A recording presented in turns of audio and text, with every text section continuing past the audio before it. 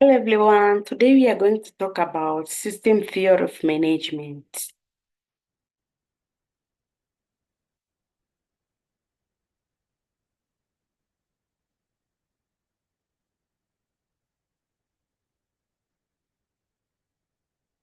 In this presentation, I will explain to you about the background of the system theory of management, then the definition of the theory, followed by the types, the components of the theory, the implication, and last the criticism. The theory was developed by Ludwig. He was an Austrian-born biologist who developed the idea of general system theory. His idea became the foundation for what we now refer to as system theory in his seminar. This theory was developed in the 1950s, moving away from the classical management view of organization as machines, of which they focused on efficiency and production. Ludwig laid foundation for the holistic perspective. Later on, we'll see the definition of holistic perspective. Over time, other scholars like Kenneth and James further developed and applied system thinking to the study of organizations. This holistic perspective gained popularity, emphasizing interdependence and interrelationship within organization.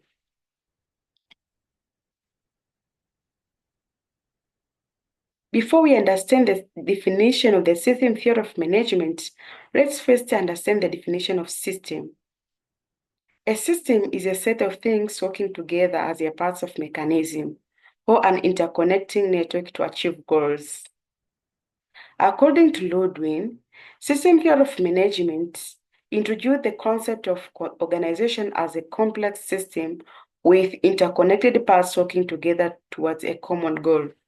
That means the relationship between different systems within an organization, we call it a holistic perspective towards a common goal. That means the relationship between different systems within an organization, we call it a holistic perspective. According to Kenneth Bording, emphasized here lack of system in his work. He categorized system into different levels of complexity, with each higher level requiring more realistic understanding. His approach highlights that organization as a complex system need to be managed with a comprehensive view of how different subsystems interact and influence one another. So in general meaning, or in a layman language, you can say that a system theory accepts that any organization is a single, unified system of interrelated parts of subsystem. Each part of the overall system is dependent on the others and cannot function optimally without them. That means each part of the organization, such as the departments, employees, or processes, play the role in the overall success of the organization. And the function of one part affect the function of others. The adverse performance of one part called the adverse performance of the entire process within an organization. So a system theory definition, it means that we take into consideration all the activities within an organization as an entire system and not individual system. So for the organization to succeed, there should be need for the relationship and interdependence within different parties or subsystem.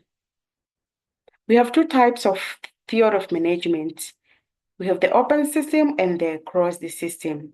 And the open system, this interacts with the environment. It allows for the exchange of information, energy, and materials. Also allow for the business to adjust their strategies and operation based on the external influence. That means the society and business are considered as a part of the system. There is movement in and there is movement of materials inside and outside of the organization. And most of the companies, they operate an open system. Across the system, the one that is not affected by the environment, it operates with isolation of the external environment. They are self-contained and lay sole on their internal processes, which can lead to stability but limited adaptability. Closed system does not respond to any external changes. We are going to see the component of the system theory of management. The first one is the environment, the second one is the input, the third one is the transformation, the fourth one is the output, and the last one is the feedback. The environment is a location in which the organization operates, the setting or context in which an organization operates, including the external factors such as market conditions, competitors, suppliers, and customers.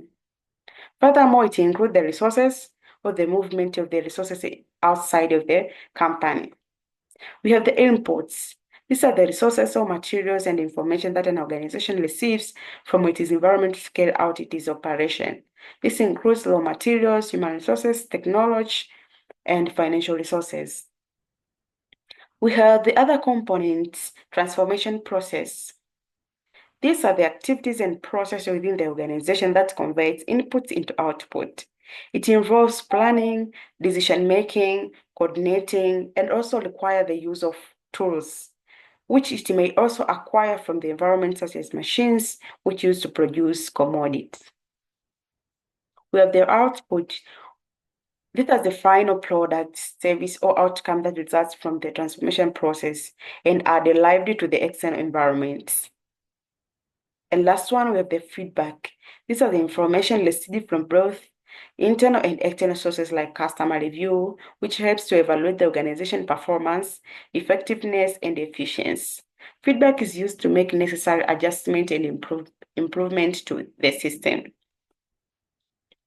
So this is the structure of the system theory of management, of which outside of the cycle you have the environment, and inside you have the other processes like the input, which input contain the information, raw materials, technology, capital, human resources. From the input we have the processes, and from the process we have the output, and from the output we get the feedback. So we are going to see the implication of the theory in enterprises. A vital principle of the system theory is the establishment of the feedback loops, of which this enables enterprises to adapt their products and services to better meet market demands by collecting feedback from their customers.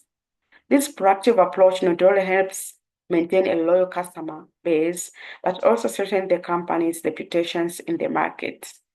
So the different enterprises, they collect feedback from their customers so as to satisfy their needs and increase the reputation of their company.